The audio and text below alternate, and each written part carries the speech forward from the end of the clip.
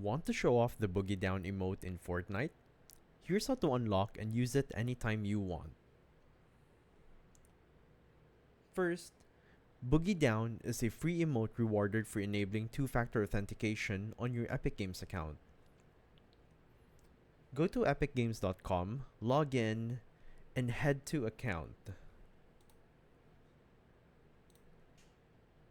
Next, go to Password and Security. Scroll down and enable two-factor authentication using email, app, or SMS.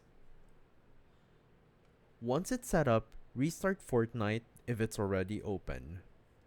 You'll now find Boogie Down automatically added to your locker under Emotes. To use it, equip it to an emote slot or press your emote wheel key in-game and select Boogie Down. It's flashy, it's free, and it's perfect for celebrating eliminations in style. And that's how you get and use the Boogie Down emote in Fortnite. Drop a like if this helped, and I'll see you in the next guide.